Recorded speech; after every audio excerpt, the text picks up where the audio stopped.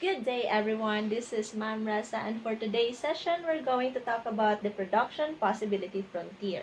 The production of any goods or services requires set of scarce resources or the factors of production, including the land, the labor, the capital, and the entrepreneurship skills. And much more, society wants not just only one good or service at one time, but practically there are many to mention. Take note that the production of one good clearly competes to the other production of a certain good, because we have only limited scarce resources.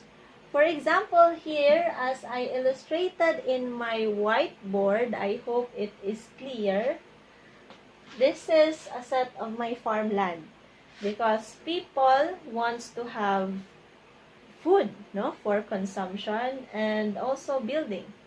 So given this land area of 400 square meter, where I put a farm of vegetables, for example, like for my food consumption, in which given this land area, I can produce 1,000 kilos of food.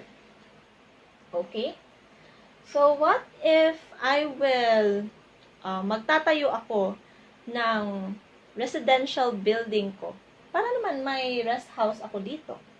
No?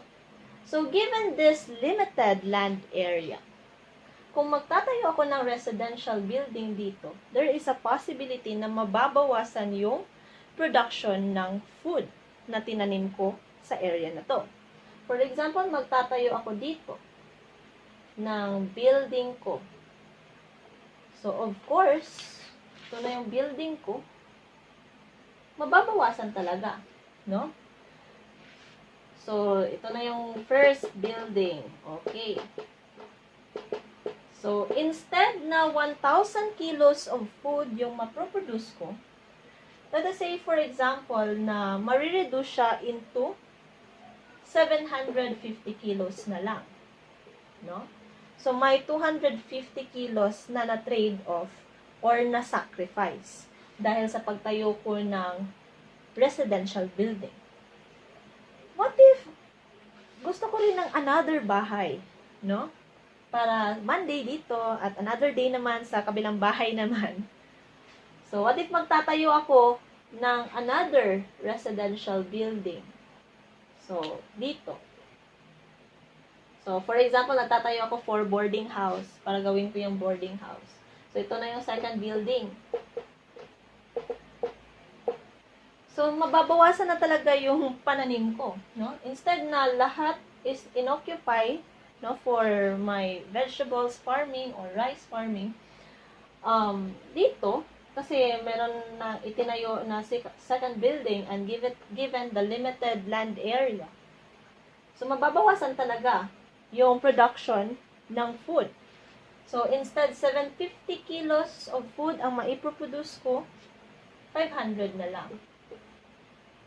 So, dito, sa first building may 250 na na-sacrifice. Sa second building, another 250 kilos na na-sacrifice. So, kapag tatayo pa rin ako ng another building, liliit at liliit na yung food production ko. No? So, dito, parang trinade off ko yung area for food production para sa residential building. So, meron siyang sacrifice, Sinacrifice ko yung area for food production for the residential building. And this phenomena is what we call an opportunity cost. So, opportunity cost involves sacrificing, this option for the other option. You sacrifice, for example, good X for good Y. So, any increase in good Y, of course, bababa yung production ni good X. For example, dito, given na limited lang yung land area ko. So, illustrate the concept of scarcity. Actually, this is already an illustration. We will use the production possibility frontier. So this is the production possibility frontier, which shows the alternative combination of goods that can be produced if the economy fully uses all available resources. So production possibilities of an economy are limited because resources used to produce goods and services are also limited. The basic presentation of production possibilities often takes the form of production possibility schedule, which is the table of numbers illustrating different production bundles. So this is an example of the production possibility schedule. In the first column, you see the combination. In the second column, you see the production of food in 100 kilos. And in the third column, you see the residential building in terms of units. So we consider a hypothetical economy with the following production schedule, which employs all its available resources on food production. A maximum of 960 kilos of food can be produced with none of residential building. As the economy starts producing 1 unit of residential building, the production of food declines by 20 or 100 kilos. Further increase of the number of residential buildings constructed would result in further decline in the quantity of food that the economy can produce at the same time. So, sinacrifice ko si food, I sacrifice some kilos of food para magtayo ng residential building. So, kapag i-graph natin itong schedule, ito yung magiging itsura niya. So, ang tawag dito is the PPF curve or Production Possibility Frontier Curve. So, the graph clearly shows that all the combinations lying along the curve are maximum combinations of output of the two goods since all of the available inputs are fully utilized.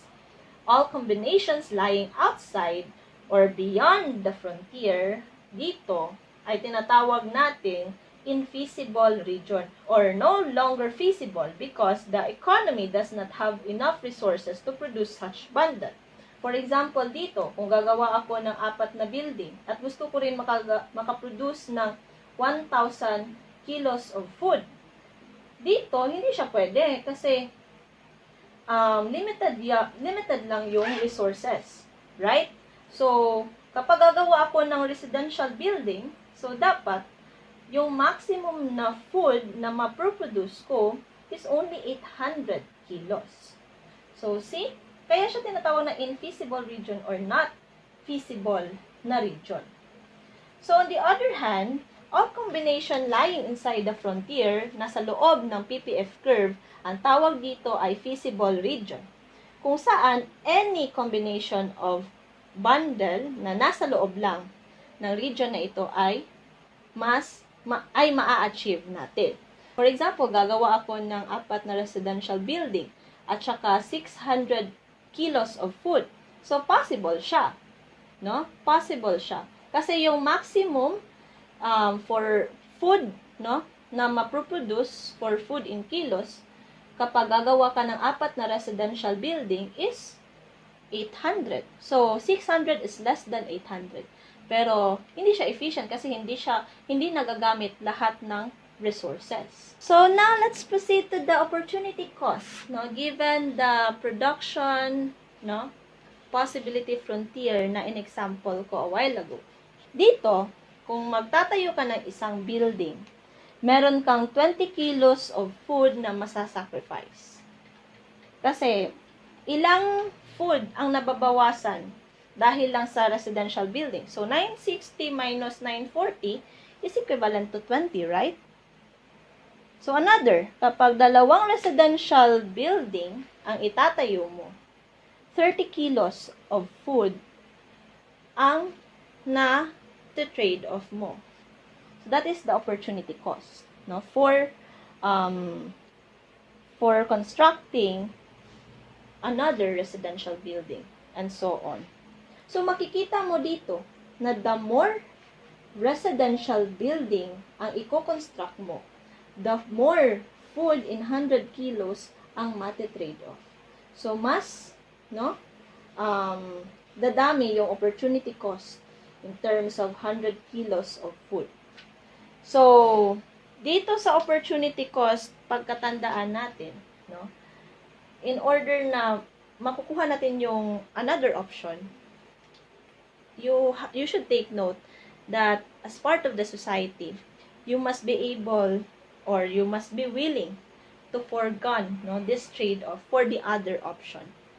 It's actually the other option is not totally the best option, no? Yun lang gusto mo. So that you have to trade off the others. So for example, yung sa other session, sinabi ko na gusto ko ng milk tea, burger, fries, at saka prutas. Pero 50 pesos lang yung pera ko.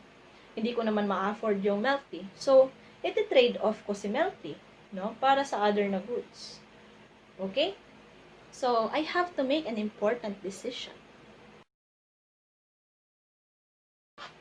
So, dito, malalaman natin that there is a possibility that the production possibility frontier curve or PPF curve will shift to the right if there is an increase of quantity of resources.